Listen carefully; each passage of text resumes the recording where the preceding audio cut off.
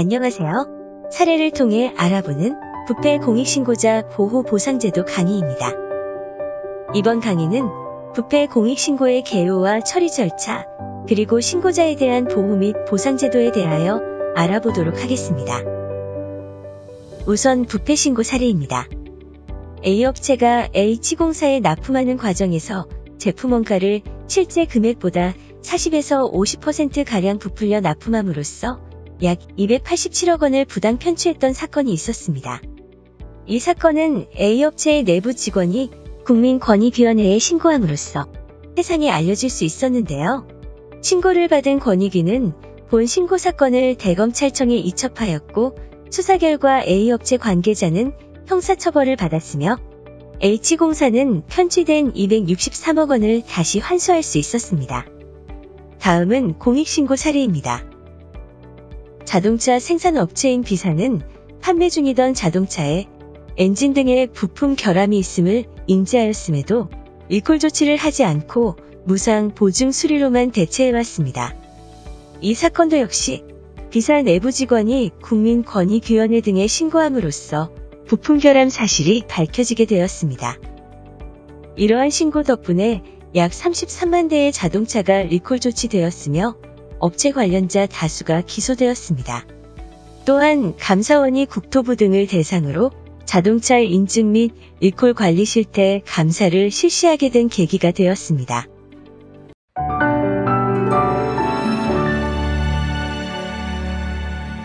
이와 같은 사례에서 알 수 있듯이 부패 공익신고의 중요성은 매우 크다 할 수 있겠는데요. 그러면 부패 공익신고란 무엇인지, 그리고 이에 따른 긍정적 효과는 무엇인지 알아보겠습니다. 그럼 부패 신고란 무엇일까요? 부패방지권익위법 제2조 제4호에 따른 부패행위란 첫째, 공직자가 직무와 관련하여 지위나 권한을 남용하거나 법령을 위반하여 자기 또는 제3자의 이익을 도모하는 행위. 둘째, 공공기관의 예산집행, 재산관리, 계약과정 등에서 법령을 위반하여 공공기관의 재산상 손해를 가하는 행위를 말합니다.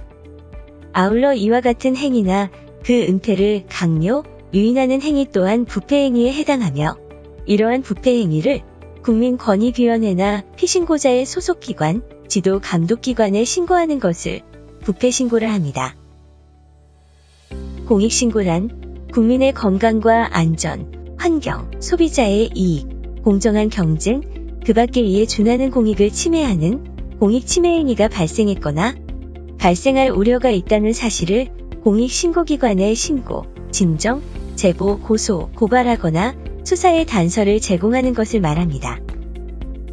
여기서 공익침해행위란 앞서 열거한 국민의 건강과 안전 등 공익을 침해하는 행위로서 공익신고자 보호법에서 열거하고 있는 471개 공익신고 대상 법률의 벌칙 또는 행정처분의 대상이 되는 행위를 말합니다. 각 분야별 공익침해행위는 무자격 의료행위, 부실시공, 오염물질 배출 등 화면의 내용을 참고해 주시기 바랍니다. 다음은 신고성 민원에 대해 살펴보겠습니다. 여기서 신고성 민원이란 각종 민원 창구로 접수된 민원 중 부패 공익침해행위를 신고한 민원을 말하는데 부패나 공익신고의 전용 창구가 아닌 곳을 통해 들어온 경우라도 신고자가 자신의 인적사항을 밝히고 피신고자를 특정하여 부패나 공익침해행위의 내용과 그 증거를 신고기관에 제출한 신고는 부패신고나 공익신고에 해당되어 부패방지권익위법이나 공익신고자 보호법의 적용을 받을 수 있습니다. 그러면 부패 공익신고는 왜 필요한 것일까요? 사회구조가 점점 복잡화되어감에 따라 부패행위나 공익침해행위도 더욱 전문화, 지능화되어 가고 있어 한정된 행정력만으로는 이를 모두 적발하기에 한계가 있습니다. 그렇기 때문에 부패 공익신고제도는 행정력이 미치지 못하는 사각지대에서 발생할 수 있는 공공부문의 부패와 민간부문의 공익침해행위를 국민의 자발적인 신고를 통해 효율적으로 적발하고 예방하도록 하는 기능을 합니다. 이를 통해 국민의 생명과 재산을 보호하고 기업의 경쟁력을 높여 결과적으로 국가 브랜드 가치를 제고하게 될 것입니다. 사회의 근간을 무너뜨리는 심각한 범죄 행위인 부패, 공익침해 행위의 적발과 예방을 위해서는 조직 내부자의 신고가 매우 중요합니다. 내부자의 신고는 은밀하게 진행되는 부패, 공익침해 행위 적발을 용이하게 하고 특히 거대 부패의 발견에 매우 중요한 역할을 담당함을 잊지 말아야 할 것입니다.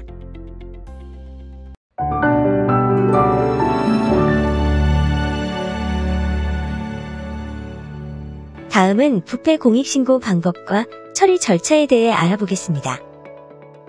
부패 및 공익신고는 누가 어느 곳에 할 수 있을까요? 부패 공익신고는 누구나 가능하며 국민권익위원회 또는 수사기관 등을 포함하여 법령에서 정하고 있는 신고기관에서 신고할 수 있습니다. 특히 공직자는 직무를 수행하면서 부패행위나 공익침해행위를 알게 된 경우 부패방지권익위법 제56조 공익신고자보호법 제7조에 따라 국민권익위원회 또는 수사기관 등에 신고해야 할 의무가 있습니다. 이번에는 부패신고와 공익신고 방법에 대해 알아보겠습니다. 부패신고나 공익신고를 하려는 사람은 신고자 본인의 인적사항을 기재하고 신고 대상과 신고 내용을 기재한 기명의 문서로 신고해야 하며 이때 부패행위 또는 공익침해행위의 증거를 함께 첨부해야 합니다. 신고자가 누구인지 알 수 없는 익명신고의 경우 관련 법령에 의거한 적법한 신고 방법이 아니므로 보호와 보상이 제한될 수 있습니다. 부패 공익신고는 비실명 대리신고 제도를 통해서도 진행할 수 있는데 비실명 대리신고란 신고자가 자신의 인적사항을 밝히지 않고 변호사의 이름으로 국민권익위원회에 신고하는 제도로서 신고자의 동의 없이는 신고자의 인적사항 등이 들어있는 봉인된 자료를 열람할 수 없도록 하여 신고자가 보다 안심하고 신고를 할 수 있도록 하고 있습니다. 기존에는 공익신고만 가능하였는데 2022년 7월 5일부터 부패신고에 대해서도 변호사를 통해 비실명 대리신고를 할 수 있게 되었습니다.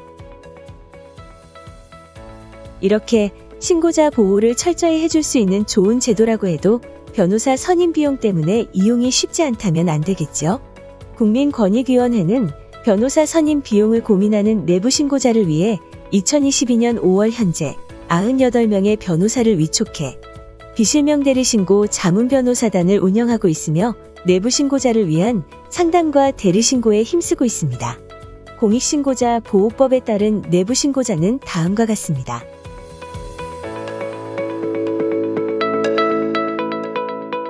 다음은 국민권익위원회에 접수된 부패 공익신고의 처리 절차입니다. 신고자가 인적사항과 신고 대상이 포함된 신고서를 증거와 함께 권익위에 제출하면 권익위는 이를 접수하고 신고 대상 특정 및 증거, 유무 여부 등에 대한 확인을 거칩니다. 이후 수사 또는 조사가 필요한 경우에는 해당 기관에 이첩 또는 송부를 하고 이첩 송부를 받은 기관은 수사 조사를 실시하고 그 결과를 권익위에 통보해야 합니다. 권익위는 기관으로부터 통보받은 수사 조사 결과를 신고자에게 통지하고 수사 조사 결과가 미흡한 경우 해당 기관의 재수사 또는 재조사를 요구하는 절차를 거칩니다. 다음은 개별 기관에 접수된 부패 공익신고 처리 절차입니다. 신고자가 신고서를 수사기관이나 조사기관에 제출하면 신고를 접수받은 기관은 신고 내용에 대한 수사 조사를 실시하고 그 결과에 따라 필요한 조치를 취해야 합니다. 다만 관할에 속하지 않은 신고를 접수한 경우에는 신고자 비밀 보장을 위해 신고자의 동의를 받아 이송하고 부패행위나 공익침해행위와 관련이 없는 경우 등에 있어서는 종결 처리할 수 있습니다. 이러한 부패 공익신고의 처리 결과는 신고자에게 통보함으로써 절차가 완료됩니다.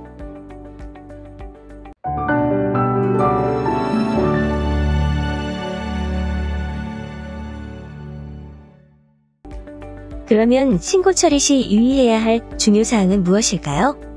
이번 장에서는 신고 처리 시 중점사항 및 신고 사례에 대해 알아보겠습니다. 신고 처리 시 가장 중요한 부분은 바로 신고자의 비밀을 보장하는 것입니다.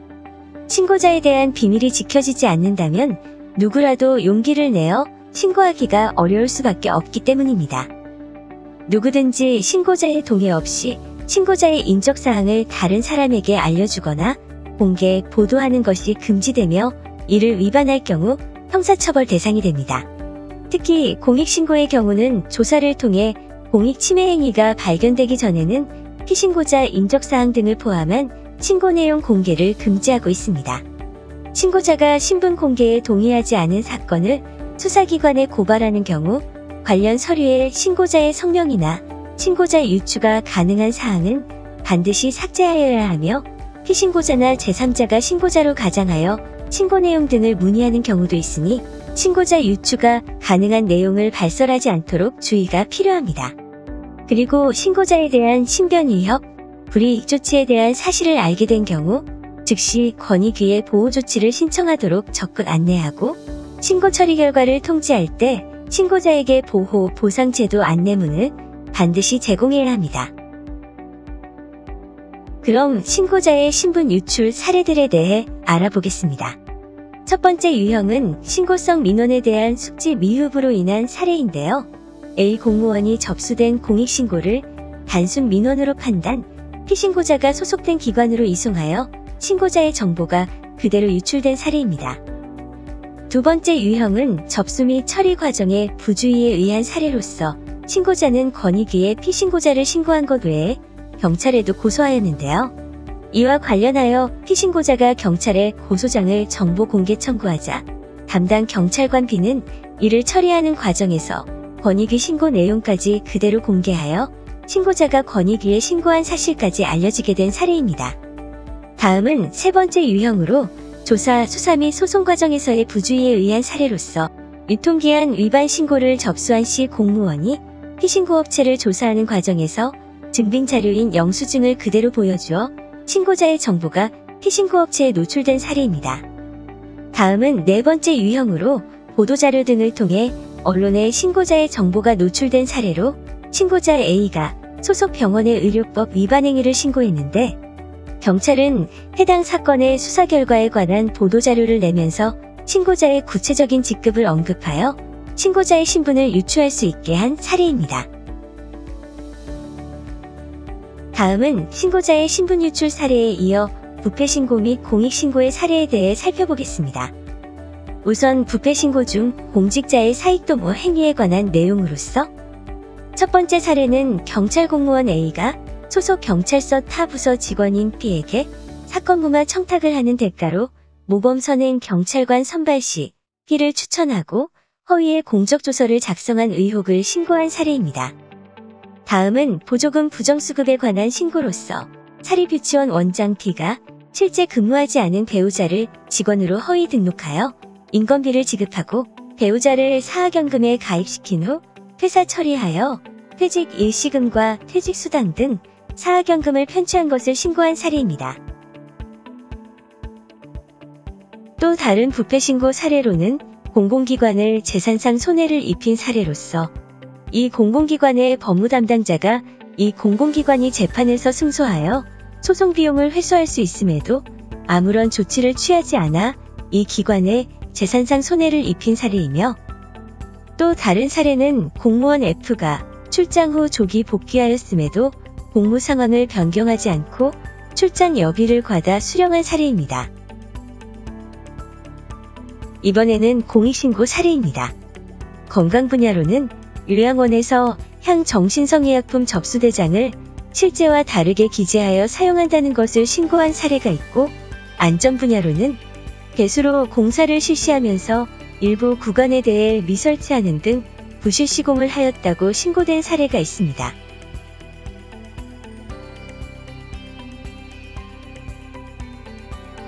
다음 환경 분야에서는 플라스틱 제품 제조업체에서 대기오염 방지시설 필터를 규정과 다르게 사용하여 대기오염 물질이 배출되고 있다고 신고한 사례가 있고 소비자이익 분야로는 수입산 식용 오일의 원산지를 국내산으로 허위 표시하고 이를 학교 급식용으로 유통하고 있다고 신고한 사례가 있습니다.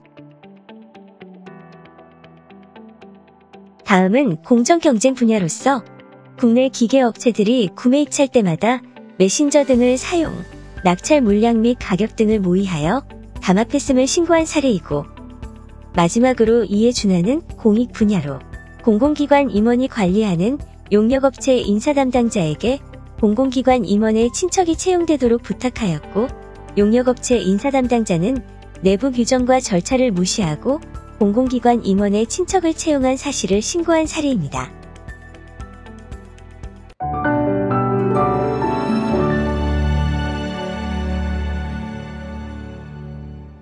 지금까지 부패신고 및 공익신고의 여러 사례들을 살펴보았는데요. 다음은 이번 강의의 가장 핵심 내용인 신고자 보호제도에 대해 알아보겠습니다. 부패방지권익위법과 공익신고자 보호법에서는 부패행위와 공익침해행위에 대하여 누구나 안심하고 신고할 수 있도록 신고자 보호제도를 규정하고 있습니다. 신고자는 비밀보장, 신분보장, 신변보호, 책임감면 등의 보호를 받을 수 있습니다. 다음은 신고자 보호신청 처리 절차입니다.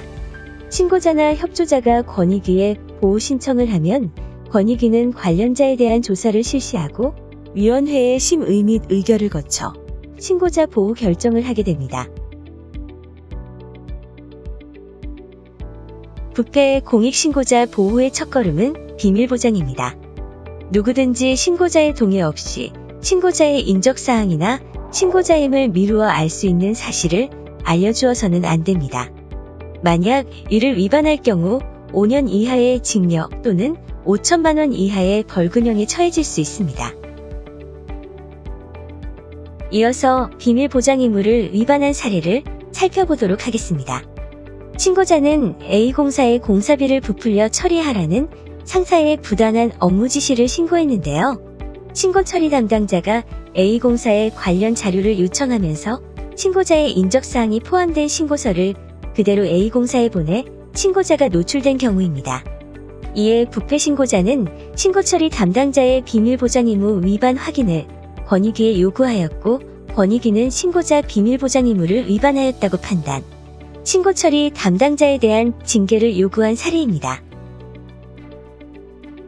다음은 공익신고와 관련하여 비밀보장 의무를 위반한 사례로서 연예인 D의 마약 구매 및 투약 사실과 관련하여 신고자가 권익위에 공익신고하였으나 A언론사 보도로 인해 신고자의 신원이 공개되자 권익위에서 A언론사와 해당 기자를 비밀보장 의무 위반으로 고발 조치한 사례입니다.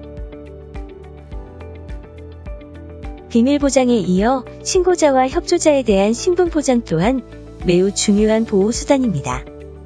누구든지 신고자나 협조자에게 신고 등을 이유로 신분상, 행정적 또는 경제적 불이익 조치를 할 수 없으며, 또한 누구든지 신고 등을 하지 못하도록 방해하거나 신고자에게 신고의 취소를 강요하지 못하도록 규정하고 있으며, 이를 위반할 경우에도 역시 형사처벌 대상이 됩니다.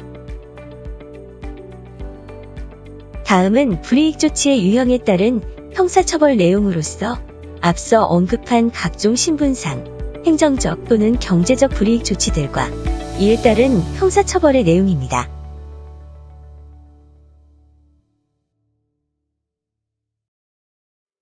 부패신고자가 불이익 조치를 받아 권익위에 신분보장 등 조치 신청을 하면 권익위는 불이익 조치를 한 자에게 30일 이내의 기간을 정하여 원상회복 등을 요구하는 결정을 하여 신고자를 보호합니다.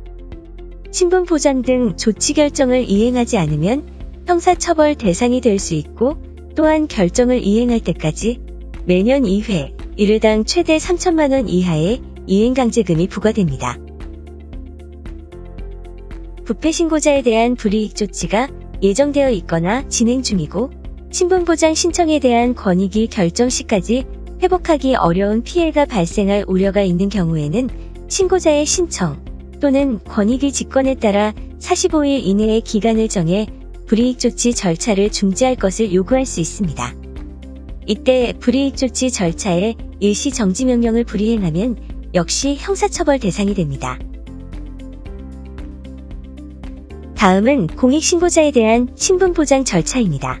공익신고자나 협조자는 불이익 조치를 받을 우려가 명백한 경우 불이익 조치 금지 신청을 할 수 있고 권익위는 불이익 조치 금지 권고를 하게 됩니다.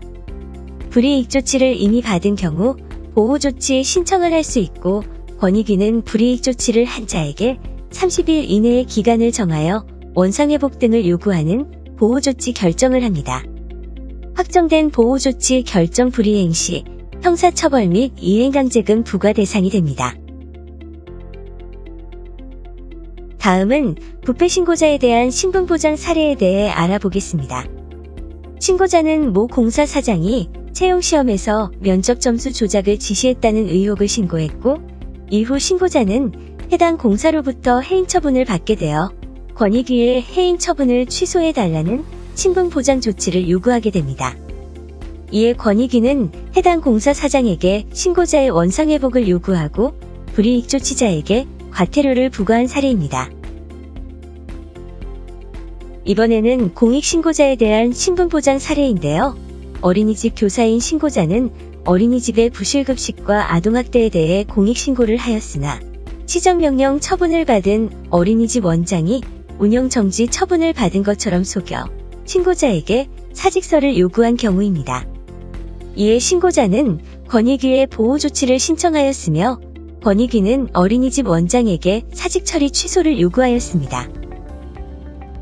신고자 협조자와 그 친족 또는 동거인은 공익신고 등을 이유로 생명, 신체에 중대한 위해를 입었거나 입을 우려가 명백한 경우 권익위에 신변보호 조치를 요구할 수 있습니다.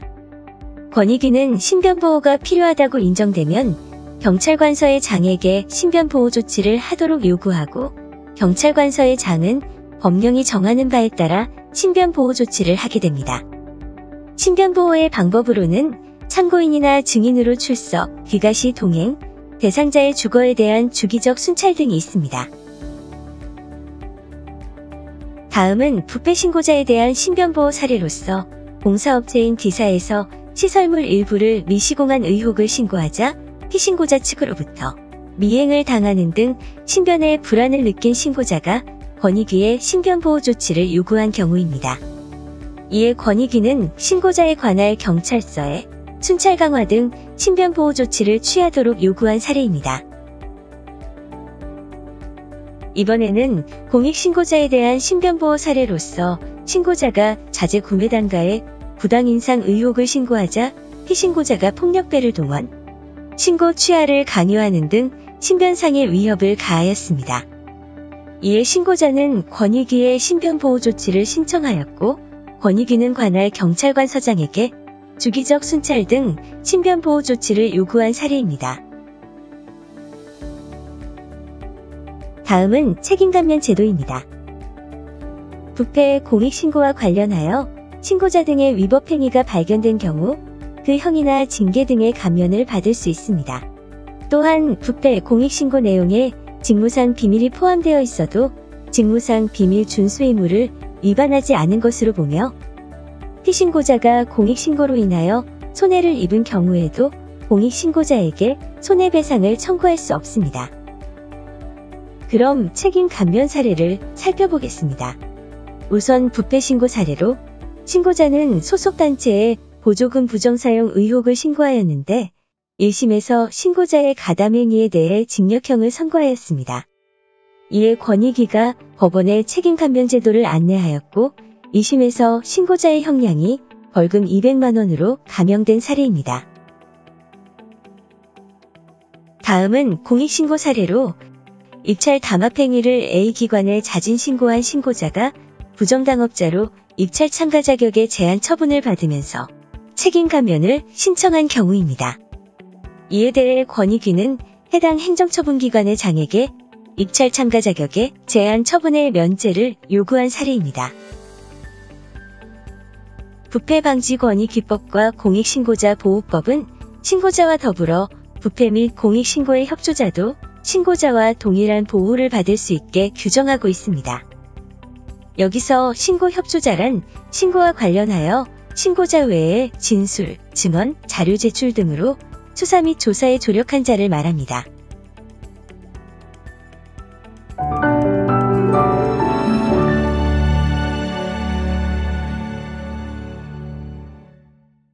다음은 신고자에 대한 보상제도에 대해 알아보도록 하겠습니다.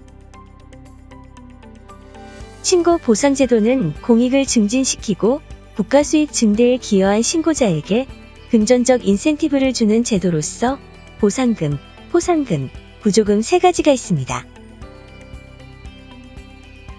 먼저 보상금의 지급 규정을 살펴보면 신고를 통해 국가 및 지자체 등의 직접적 수익의 회복이나 증대를 가져온 경우 지급하게 되는데, 신고자는 수익 회복액의 일정 비율을 보상금으로 지급받을 수 있습니다. 여기서 보상금은 부패 신고의 경우 국민권익 규원을 신고자, 공익 신고의 경우 모든 공익 신고기관에 신고한 내부 공익 신고자가 지급 대상에 해당됩니다.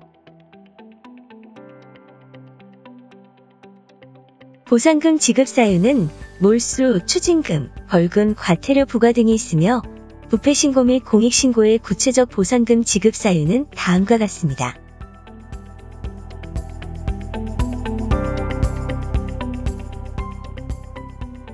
그리고 보상금 지급 절차는 다음과 같습니다. 우선 신고자가 입증자료, 처리 결과 공문 등 관련 자료를 구비하여 보상금 지급 신청서를 제출하면 권익위는 조사 및 확인 과정을 거쳐 보상금 지급 여부 및 지급 금액에 대한 심의 의결을 하게 됩니다. 이에 따라 신고자에게 보상금을 지급하고 관련 공공기관이나 지자체에 신고자에게 지급한 보상금의 상환을 요청하게 됩니다. 다음은 부패 신고자에 대한 보상금 지급 사례들을 살펴보겠습니다. 첫 번째 사례, A 요양병원이 거액의 요양급여를 부정수급한 사실을 권익위에 신고하였는데 조사 결과 부정수급액 환수는 물론 제재금까지 부과하였습니다. 이 신고로 인해 80억 4천여만 원의 공공기관 수입 회복과 증대가 있었음이 인정되어 신고자에게 보상금 2억 306만 원을 지급 결정한 사례입니다. 또 다른 사례는 신고자가 주택보급사업 과정에서 보조금 부당 편취 신고로 5억 123만 원의 공공기관 수입에 회복과 증대가 인정되어 4,828만 원의 보상금을 지급받은 경우입니다. 참고로 지금까지 지급된 부패 신고 보상금의 역대 최고액은 11억 600만 원이었습니다. 이번에는 공익신고자에 대한 보상금 지급 사례들을 살펴보겠습니다. 첫 번째, 축산물의 원산지를 허위 표시한 업체를 신고하여 벌금 등이 부과되었고 신고자에게 1,165만 원의 보상금을 지급한 사례입니다. 두 번째는 제약사가 거래병원 의사들에게 불법 리베이트를 제공한 것을 신고하여 벌금 등이 부과되어 신고자에게 9,600만 원의 보상금을 지급한 사례입니다. 지금까지 지급된 공익신고 보상금의 역대 최고액은 6억 9,200만 원이었습니다. 다음은 신고자에 대한 포상금 제도입니다. 신고로 인해 국가 및 지자체 등의 재산상 이익을 가져오거나 손실을 방지한 경우 또는 공익 증진에 기여한 경우 국민권익위원회는 포상금을 지급할 수 있습니다.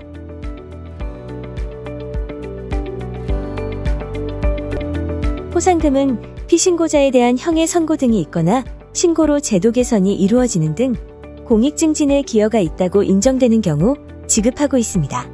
구체적인 포상금 지급 사유는 다음과 같습니다.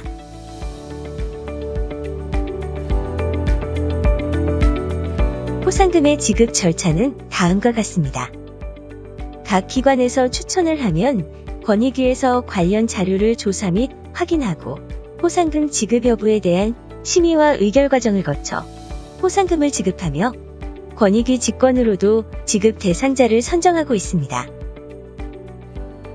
포상금 지급 사례들을 살펴보면 우선 부패 신고에 대한 사례로 허위 영수증 제출 등으로 군 납품업체에 부정하게 선정된 것을 권익위에 신고하여 공공기관의 재산상 손실을 방지한 공로가 인정되어 2,200만 원의 포상금을 지급한 사례입니다. 또 다른 사례는 지 고등학교 교장이 허위 서류를 작성, 지원사업 보조금을 부당 편취한 것을 신고한 경우로 공공기관의 재산상 손실을 방지한 것으로 인정하여 500만 원의 포상금을 지급한 사례입니다. 다음은 공익신고에 대한 포상금 지급 사례로 A병원에 불법 의료 행위를 신고하여 A병원에 대한 영업정지 처분이 이루어졌고 공익 침해 행위를 방지한 것으로 판단되어 500만 원의 포상금을 지급한 사례가 있습니다. 또 다른 사례는 신고자가 비보육건의 아동학대를 신고하여 피신고자들에 대한 형의 선고 등이 있었고 이에 1천만 원의 포상금을 지급한 사례입니다. 다음은 구조금 제도입니다. 구조금이란 신고자 및 협조자와 그 친족 및 동거인이 신고로 인해 법에서 규정하는 피해를 받았거나 비용을 지출한 경우 이러한 경제적 손해에 대해 금전적으로 보전하여 주는 제도입니다. 구조금 지급 사유는 육체적, 정신적 치료비, 이사비 등이 있으며 관련 법률이 개정되어 부패신고는 2022년 7월부터 공익신고는 2021년 10월부터 신고로 인한 모든 쟁송 절차에 소요된 비용에 대해서도 구조금 지급이 가능하게 되었습니다. 구조금 지급 절차는 다음과 같습니다. 신고자가 필요 서류를 구비하여 구조금 지급 신청을 하면 권익위에서 조사 및 확인을 한 후 심의와 의결 과정을 거쳐 구조금을 지급하게 됩니다. 이러한 구조금 지급 사례를 살펴보면 불량한 재료를 사용해 식품을 제조 및 유통한 업체를 신고한 신고자가 공익신고 후 퇴사 처리되어 권익위에 구조금 지급을 신청한 경우입니다. 이에 권익위는 신고자의 퇴사 이후부터 재취업까지 임금 손실액인 1,393만 원의 구조금을 지급하였습니다.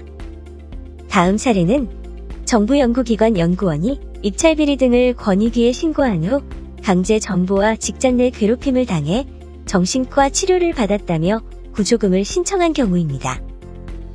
이에 권익위는 치료비 지출과 공익신고와의 인과관계를 인정하여 50만 원의 구조금을 지급하였습니다. 부패나 공익침해 행위는 신체의 암세포와 같이 하나의 그리고 작은 부조리가 만연하여 사회 및 국가를 병들게 만듭니다. 염정공서는 홍콩의 독립적인 반부패 수사기구로서 독자적인 수사권을 갖추고 있습니다. 기관의 입구 로비에는 부패는 지탄받을 행동이라는 커다란 문구가 새겨져 있는데요. 부패에 대한 경계와 부패 방지에 대한 시스템의 구축, 아울러 부패는 지탄받을 행동이라는 사회적 인식 제고를 명기하고 있습니다. 정재승 교수는 배신이란 책에서 지식인의 책무에 대해 다음과 같이 정의하였습니다. 내 집단의 이익보다 더 큰 집단에 대한 신뢰를 지키려는 노력은 인간만이 할 수 있는 배신이며 이러한 행동은 배신이 아니라 지식인의 당연한 책무라 언급했습니다. 정의를 기반으로 한 이러한 실천이 건전하고 이상적인 더 큰 공동체의 유지와 실현을 위해 꼭 필요한 행동임을 누구나 잊지 말아야 할 것입니다. 지금까지 부패 공익신고자에 관한 보호 및 보상 제도와 여러 사례들에 대해 알아보았는데요. 제도에 대한 명확한 인지와 규정의 준수, 신고에 대한 사회적 인식의 올바른 제고가 반드시 필요하다 할 수 있습니다. 세상을 바꾸는 당신의 용기에 박수를 보내며 부패 공익신고를 통한 정의의 실천으로 더욱 건강하고 살기 좋은 대한민국이 실현되리라 생각됩니다. 지금까지 시청해주셔서 감사합니다.